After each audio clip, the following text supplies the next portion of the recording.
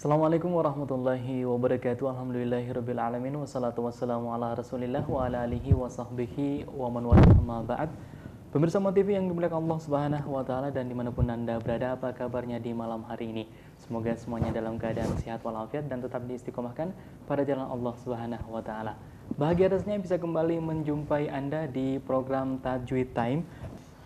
Nah, pada kesempatan yang penuh berkah ini, alhamdulillah di studio Ustadz Hasbin Abdurrahim SPDI telah hadir menemani kita. Assalamualaikum Ustaz. Assalamualaikum. Iya, apa kabarnya di malam hari ini Ustaz? Alhamdulillah, Iya, baik-baik ya. Nah, pemirsa Mo TV yang dimuliakan Allah Subhanahu wa taala, adapun tema kita pada malam ini adalah hukum mad.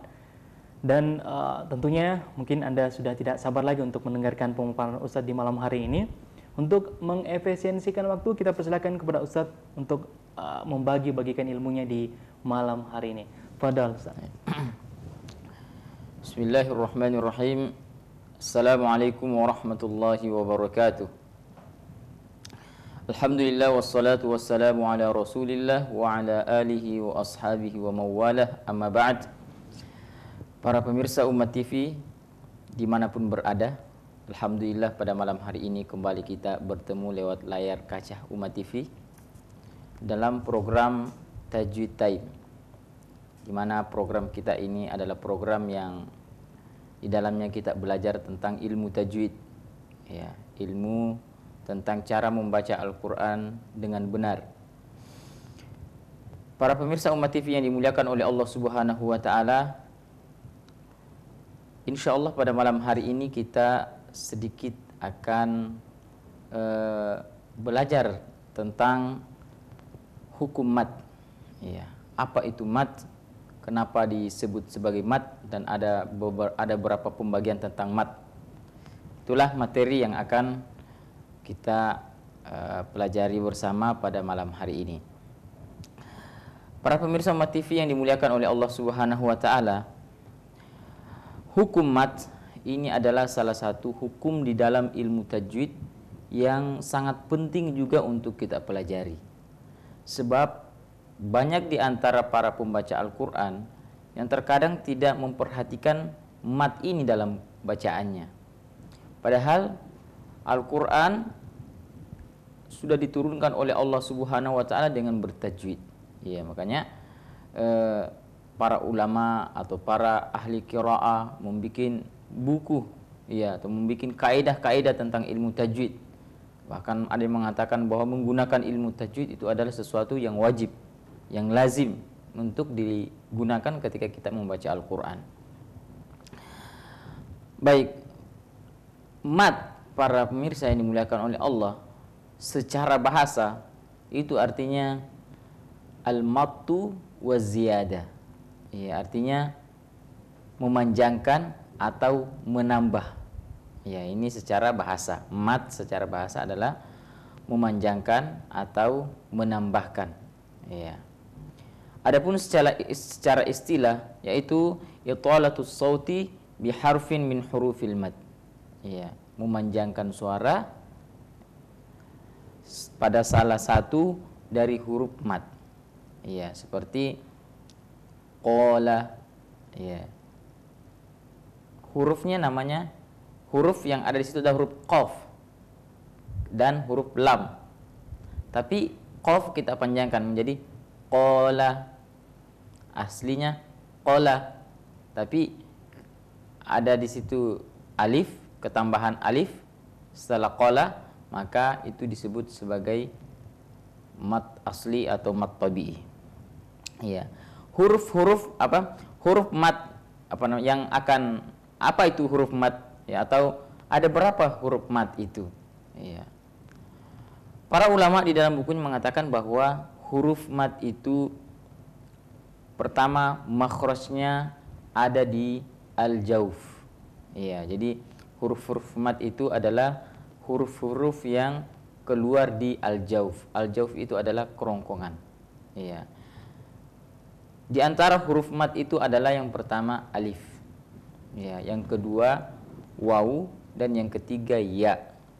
Ya. Ketiga huruf ini disebut mad dengan syarat pertama dia sukun. Ya, alifnya sukun, ya, ya-nya sukun, wawunya sukun. Ya. Kalau alif sukun itu harus didahului oleh harakat fathah. Kalau ya sukun harus didahului oleh harakat kasrah. Kalau waw sukun harus didahului oleh harakat dhammah. Atau kebalikannya, kita mengatakan bahwa ada harakat dhammah setelahnya bertemu huruf waw yang sukun, atau ada harakat kasrah bertemu dengan ya yang sukun, atau ada harakat fathah bertemu dengan alif yang sukun. Itu namanya mad asli atau mad tabi'i. Jadi mad asli artinya mad yang asli, ya. Tabi'i artinya secara tabiat asli. Ya, artinya dia bukan far'i nanti. Jadi ada namanya nanti mad far'i. Mad itu nanti terbagi, ada namanya mad asli, ada namanya mad far'i, ada mad cabang. Ya, namun pada malam hari ini insyaallah yang akan kita jelaskan adalah mad tabi'i. Iya, mad tabi'i. Iya. Para pemirsa Ummah TV yang dimuliakan oleh Allah Subhanahu wa taala, kenapa disebut sebagai huruf mad? Iya. Kenapa disebut sebagai huruf mad? Iya, li'anna laha qabilah al-mad wa tatwil. Karena huruf-huruf mad tadi itu menerima panjang. Iya, menerima tanda panjang. Ya, seperti umpama semua huruf-huruf hijaiyah itu ketika kita baca panjang, alif bisa menerima. Seperti umpama qaf. Iya tadi ya, qaf, qa. Kita tambah alif menjadi qa. Iya, jadi artinya apa? Iya, dia menerima tanda panjang. Iya. Begitu juga huruf ya. Iya, kita ambil fi. Iya. Fi ketika dia pendek, fi ketika kita panjangkan fi. Itu juga mad tabi'i namanya. Iya. Ataukah waw yang sukun. Iya. Fu atau tubu. Iya. Aslinya tu, dikasih waw tu. Iya, jadi panjang. Iya. Tapi huruf-huruf yang lain umpama huruf ta umpama. Iya. Coba kita tambah dengan kita tambah umpama ta ditambah ta. Tidak bisa jadi tata gitu. Tidak bisa panjang. Tata jadinya seperti itu. Tapi kalau ta ditambah dengan alif itu bisa jadi ta. Nah, itu maksudnya seperti itu, bahwa dia menerima panjang. Tapi huruf-huruf lain tidak bisa menerima tanda panjang. Iya, hanya huruf-huruf mad saja yang bisa menerima tanda panjang. Pemirsa Ummah TV yang dimuliakan oleh Allah Subhanahu wa taala, kemudian kapan mad tabi'i itu disebut mad tabi'i? Iya. Disebut mad tabi'i atau mad asli, para pemirsa yang dimuliakan oleh Allah, itu ketika dia berada di tengah kalimat. Iya. Para ulama mengumpulkan kalimat atau mengumpulkan satu kata di mana terkumpullah di situ semua mad tabi'i, mad asli, dengan kalimat nuhiha. Ya, itulah kalimat yang mengumpulkan semua mad tabi'i. Nu ada nun sukun, ada waw sukun didahului oleh dhammah, hi ada ya sukun didahului oleh kasrah, ha ada alif didahului oleh harakat fathah. Ya, lebih jelasnya mungkin kita tulis seperti ini.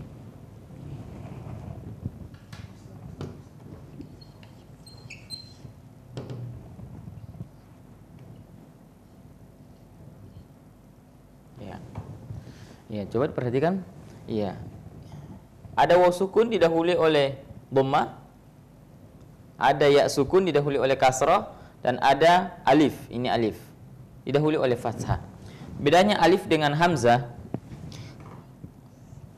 Kalau hamzah itu biasanya berharakat. Contoh, hamzah terbagi dua, ada namanya hamzah wasal dan ada namanya hamzah qata. Hamzah wasal seperti kalau kita membaca alhamdu, ya, alhamdulillahi rabbil alamin. Yang di depan ini namanya hamzah. Hamzahnya namanya hamzah wasal. Ya, tandanya biasa hamzah wasal cuma lurus saja. Iya, ada juga namanya hamzah qata. Biasanya kalau ada hamzah qata biasa ada hamzanya di atas seperti ini. Iya. Iya, biasanya berada di dalam kalimat-kalimat fiil seperti aqra'u. Iya, umpamanya pasti biasanya ada tanda seperti itu, tanda hamzah di atasnya. Adapun hamzah wasal dia hanya lurus saja, bila ditambah huruf hidup di depannya, umpama kita tambah waw, maka dia sudah tidak terbaca lagi. Jadi walhamdu, bukan lagi dibaca wa alhamdu. Adapun alif, para pemirsa yang dimuliakan oleh Allah, itu adalah mat. Iya, alif itu adalah mat. Alif itu adalah tanda panjang. Iya, seperti ini.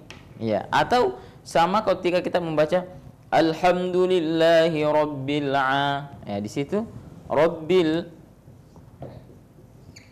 Nah, perhatikan seperti ini. Ain, kemudian setelah itu ada naik ke atas. Inilah yang namanya alif. Alif ini posisinya selalu sukun. Tidak pernah dia berharakat. Selalu sukun, alif. Maka dia disebut sebagai mat. Syarat dia jadi mat, dia harus sukun. Ya. Dan dia adalah tanda panjang.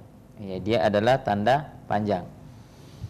Nah, oleh karena itu, para pemirsa yang dimuliakan oleh Allah, panjang, ya, ukuran atau panjang cara membacanya, ukuran panjangnya ketika kita membaca mat tabi'i itu 2 harakat, ya, atau 1 alif, 1 alif atau 2 harakat, ya. Biasa para para pembina atau para guru yang mengajarkan ilmu tajwid terkadang mereka memberikan metode-metode cara menentukan panjangnya. Ya, seperti Syekh Aiman Rusdi itu mengatakan bagaimana caranya memanjangkan, mengetahui bahwa itu mat tabi'i panjangnya gimana. Ya, belum mengatakan ko seperti itu. Jadi dia menulis 2 huruf seperti ini, umpama qaf dengan qaf. Ini mau dibaca dengan dua harakat. Jadi 2 huruf dia sebut ko, jadi ko, sebegitu panjangnya. Ya, menurut syekh tersebut. Ya. Namun sebenarnya pada hakikatnya semua ini didapatkan dari talaqi atau dari belajar langsung ke guru. Iya, karena Al-Qur'an ini pada dasarnya adalah dia adalah suara. Iya, Al-Qur'an ini pada dasarnya adalah suara. Bukan tulisan, bukan juga yang jelasnya dia adalah suara. Asalnya Al-Qur'an. Jadi dari Allah ke malaikat ke Rasulullah semua memberikan suara. Al-Qur'an itu adalah suara pada asalnya. Ya, maka ketika ada orang menulis buku atau menulis metode-metode ilmu tajwid, ya, tentu ya kalau salah dengan suara yang asli yang sudah didapatkan dari guru, maka ya berarti metode dalam tulisannya itu salah. Ya, karena pada dasarnya Quran itu adalah bersuara, suara yang harus kita ikuti. Baik para pemirsa yang dimuliakan oleh Allah Subhanahu wa taala, kita masuk ke contoh cara membacanya. Ya. Jadi umpama kita membaca surah Al-Fatihah. Jadi alhamdulillahi rabbil alamin. Jadi seakan-akan alamin naik aja langsung turun. Jadi alhamdulillah, di lillah juga alhamdulillahi rabbil alamin. Jangan kelewat atau kekurangan. Ya, namanya mat asli, mat tabi'i, artinya dia jadi asli ketika tidak ditambah dan tidak dikurangi. Kapan kita tambah, kapan kita kurangi, maka tidak asli lagi itu namanya. Maka bukan lagi namanya mat asli. Ya, bukan lagi mat tabi'i. Ya, jadi umpama kita membaca alhamdulillahi rabbil alamin, itu sudah kelewat. Ya. Atau kita membaca alhamdulillahi rabbil alamin, kekurangan, kurang panjang sedikit. Ya, maka bukan lagi itu namanya mat asli. Ya, tapi mat asli itu adalah ketika kita memberikan asli atau secara tabi'i, ya, huruf-huruf yang panjang yang ada pada mat itu sendiri. Ya, jadi alhamdulillahi rabbil alamin Ar-Rahmanir Rahim, Maliki Yaumiddin. Semua panjang-panjang di situ, yaitu ada Maliki, ada situ alif didahului oleh harakat fathah, maka dia adalah mad tabi'i. Dua harakat, ya. Maliki, jangan Maliki Yaumiddin. Ya, mungkin saja kedengaran enak di telinga, namun secara teori kaidah ilmu tajwid itu salah, fatal. Iya, maka para pemirsa yang dimuliakan oleh Allah Subhanahu wa taala, setelah kita mendengarkan penjelasan ini, ya mari kita ketika kita membaca Al-Qur'an mencoba mempraktekkan bahwa ini ada alif didahului oleh fathah, ada ya sukun didahului oleh kasrah, dan ada waw sukun didahului oleh dhammah, maka panjangnya hanya 2 harakat. Tidak boleh dikurangi dan tidak boleh dilebihkan. Iya, seperti itu. Untuk lebih mengetahui gimana caranya atau bagaimana benarnya bacaan kita, sekali lagi kita harus mencari guru agar supaya bisa mengontrol, bisa menghakimi kita ketika kita salah dalam panjang pendek dalam bacaan kita. Wallahu a'lam. Pertanyaan pertama yaitu mad apa namanya pada kalimat tulisan Al-Qur'an sedangkan di atas alif terdapat tanda sarung pedang. Nah, seperti itu pertanyaan Ustaz. Iya, Padahal. Oke. Al-Qur'an. Ya, tulisannya seperti ini. Itu dengan sarung Quran. Ya. Iya. Ini mat. Iya, iya. Oke ya. Jadi sarung pedang ini tanda mat. Sebenarnya aslinya seperti ini. Al-Qur, hamzanya begini, kemudian ini seperti ini. Ya, dia tinggal dikasih sama di lafadz alhamdulillahirabbil alamin. Ya. Dia tidak panjangkan lagi ainnya. Ya, dia cuman kasih tanda gini saja. Ya, tanda berdiri gini langsung sambung. Alamin. Ya, itu tanda panjang istilahnya. Ya. Tanda panjang. Ini mad tabi'i. Mad tabi'i. Ada hamzah, ada alif, ini alif berdiri ya. Kemudian didahului oleh harakat fathah, maka harus dibaca 2 harakat. Iya. Walau qad yassarnal Qur'ana, iya, Quran 2 harakat, lidzikri fahal mim mudzakir. Ya, seperti itu. Imat tabi'i. Ya, ini hanya tanda bahwa di sini dibaca dengan panjang. Ya, ada beberapa macam tanda, ada yang berdiri seperti ini. Ya, ada juga yang tiduran seperti sarung pedang ini. Ya. Itu tanda saja, tanda dalam penulisan Al-Qur'an. Tapi pada intinya dia adalah mad asli atau mad tabi'i karena adanya hamzah, adanya alif didahului oleh harakat fathah. Ya, wallahu alam. Iya, pertanyaan selanjutnya Ustaz datang dari masih dengan nomor yang sama. Pertanyaannya seperti ini. Assalamualaikum Ustaz. Assalamualaikum. Pada kalimat adaan, pada akhir kalimat berbaris fathatain, kalau di wakaf, kenapa an itu bacaannya panjang 2 harokat? Mohon penjelasannya. Oke. Iya, betul. Iya. A'daan, iya, sama kalau kita membaca wanisaan, maka harus dibaca kalau kita berhenti wanisaa. Iya, ini dalam ilmu tajwid namanya mad iwad. Iya, mad iwad. Artinya dia mad pengganti. Ya, jadi ketika kita mau wakaf, ya harus diganti. Ya, tidak bisa dibaca dengan cara wanisaan seperti itu. Ya, harus dibaca dengan, harus diganti an itu dengan kalimat dibuang itinya, nunnya menjadi hamzah yang di belakang menjadi wanisaa. Ya, apa? A'daan, a'daa. Ya, namanya mad iwad. Insyaallah untuk penjelasan ini kita belum sampai. Ya, mungkin penjelasan pertemuan selanjutnya insyaallah akan kita jelaskan lebih luas. Ya, mohon bersabar dulu. Iya, terima kasih dengan jawabannya Ustaz. Namun SMS selanjutnya datang dari 08128. Iya, kami sampaikan kepada pemirsa di rumah agar tidak menelpon karena kami tidak melayani telepon ya. Ketika Anda menelpon itu bisa mengganggu pembacaan pertanyaan di malam hari ini. Datang dari 08128088 sekian Ustaz. Assalamualaikum warahmatullahi wabarakatuh. Waalaikumsalam warahmatullahi wabarakatuh. Dari Ummu Ihsan Bekasi. Pertanyaannya, bagaimana cara membaca mad tabi'i? Syukran. Oke. Iya. Iya, cara membaca mad tabi'i dengan memanjangkan 2 harakat dan jangan lebih dari 2 harakat, begitu pula jangan kurang dari 2 harakat. Iya. Cara membaca seperti kita membaca surah Al-Fatihah. Iya. Alhamdulillahi rabbil alamin. Ainnya di situ itu mad tabi'i. Ar-Rahman, situ juga mad tabi'i. Ar-Rahmanir Rahim. Ma juga mad tabi'i. Maliki yaumiddin. Situ juga mad tabi'i. Panjang ke atas 2 harakat. Iyyaka na'budu wa iyyaka nasta'in. Iya. Ihdinas sirata, 2 harakat. Ihdinas sirata, ada situ hamzah, ada alif didahului oleh fathah. Ihdinas siratal mustaqim. Di situ lagi ada mad tabi'i. Siratal, jangan kelewat. Sirata, itu salah.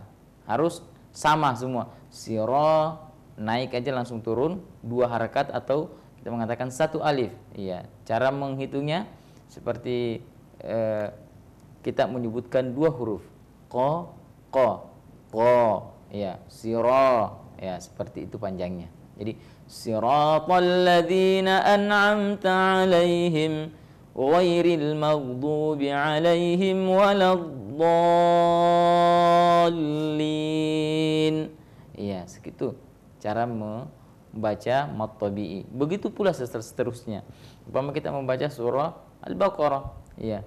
Dzalikal kitabu, kita. Itu mad tabi'i, ada alif dahulu fathah. La juga mad tabi'i, ya. Raiba fihi, ya. Kalau disambung fihi hudallil juga mad tabi'i di fihi. Hudan, ya, lil muttaqin. Alladzina, alladzi juga mad tabi'i, ada ya sukun dahulu oleh kasrah. Alladzina sama panjangnya 2 harakat. Yu'minuna, nu juga mad tabi'i. Ya, ada waw sukun dahulu oleh dhamma dan seterusnya. Wallahu alam. Ya, itulah jawaban Ustadz di malam hari ini. Kemudian kami ucapkan terima kasih banyak kepada Ummu Ihsan atas partisipasinya di malam hari ini, telah mengirimkan pertanyaannya. Dan SMS selanjutnya Ustadz datang dari 082346 sekian. Ustadz, apa perbedaan Maliki pada surah Al-Fatihah dengan yang ada pada surah An-Nas? Ada yang dibaca panjang, ada yang pendek. Dari Abu An-Najiyah di Enreka. Iya. Sudah, Abu An-Najiyah. Iya. Maliki yaumiddin dengan Malikin Nas. Ya. Ini kalau dalam qiraah Hafs, ya, riwayat Asim, Thariq Syatibiyah, Maliki yaumiddin di surah Al-Fatihah itu wajib dibaca dengan panjang. Tidak boleh kita membaca Maliki yaumiddin, ya.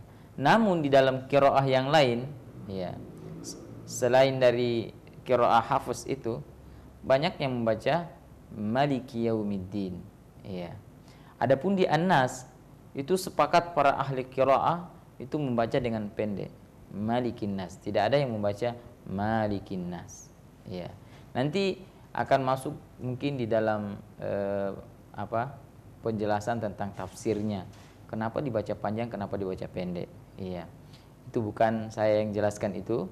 Ya, nanti mungkin di penjelasan di tadabbur kenapa ada yang dibaca panjang, ada dibaca pendek. Namun seperti itu dalam qiraah atau bacaan yang sering kita baca, ya, namanya qiraah Hafs riwayat Imam Asim dengan Thariq jalan Syatibiyah, itu Maliki yaumiddin wajib dibaca dengan panjang. Salah ketika kita membaca Maliki yaumiddin padahal kita sementara membaca qiraah Hafs riwayat Asim dengan jalan Asy-Syatibiyah. Kecuali kalau kita menggunakan qiraah mungkin Hafs, ya, riwayat Asim dengan Thariq Thayyibatun Nashr. Boleh saja. Ya, namun ada konsekuensi yang akan kita harus tahu ketika kita membaca pendek. Ya, Malikin Nas, ya, Maliki Yaumiddin.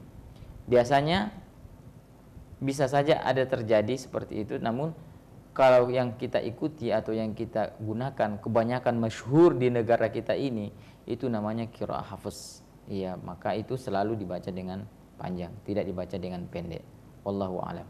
Iya, terima kasih dengan jawabannya Ustadz. Bagi Abu An-Najih di Nrekang, kami ucapkan terima kasih banyak atas partisipasi Anda di malam hari ini.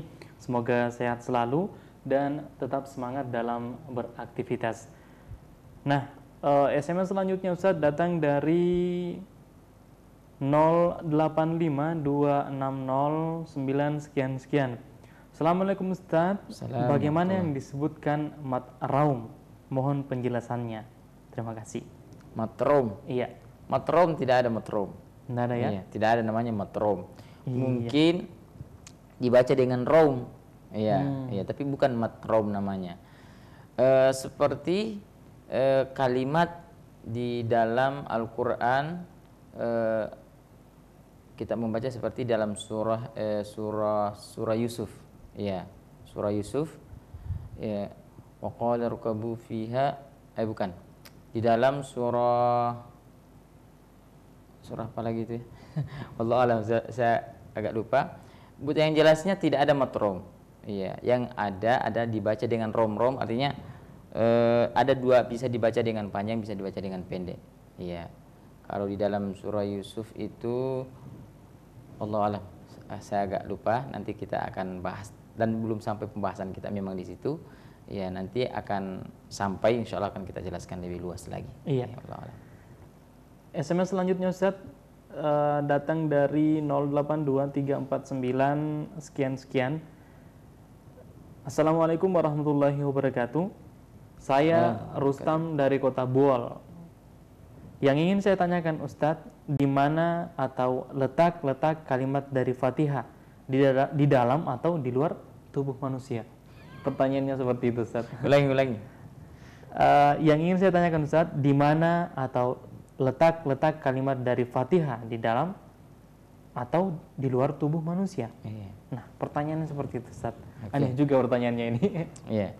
Ini pertanyaan wallahu alam, saya kurang jelas. Yang jelasnya Al-Fatihah ya kita lafadzkan, ya keluar dari mulut kita, keluar dari tempat-tempat keluar makhraj huruf-huruf yang ada. Ya, tentu ketika kita melafadzkan, ya tentu keluar dari dalam badan tubuh kita. Napas kita keluar dari dalam, mengeluarkan huruf, mengeluarkan napas, mengeluarkan suara. Ya, itu mungkin yang dimaksud. Ya, artinya Fatihah itu keluar dari tubuh kita, memang keluar napas kita. Iya, kita mengucapkan itu sudah keluar suara kita. Iya. Al-ha, harus keluar nafas kita. Iya. Namun apakah itu mungkin sesuai dengan ilmu tarekat mungkin, atau ada ilmu-ilmu lain yang dimaksudkan? Wallahu alam. Yang jelasnya tidak pernah ada seperti itu yang diajarkan oleh Rasulullah, bahwa dia ada dalam tubuh atau di luar tubuh. Quran itu adalah bacaan, Quran itu adalah pedoman. Allah Subhanahu wa taala mengatakan dzalikal kitab hudal lil muttaqin la raiba fihi hudal lil muttaqin. Itu adalah kitab yang tidak ada keraguan di dalamnya, hudal lil muttaqin, petunjuk bagi orang-orang yang bertakwa. Bila kita ingin mendapatkan petunjuk, maka bacalah Al-Qur'an itu. Iya, bukan Quran dikasih masuk ke dalam badan, bukan Al-Quran itu di luar badan. Iya, tapi Quran itu adalah kitab yang Allah turunkan kepada manusia sebagai petunjuk agar supaya kita bisa hidup di muka bumi ini dengan kehidupan yang lurus, dengan hidayah dari Allah, dengan petunjuk dari Allah, sehingga kita tidak tersesat hidup di muka bumi ini. Wallahu a'lam. Baik Ustadz, pertanyaan selanjutnya datang dari 082346.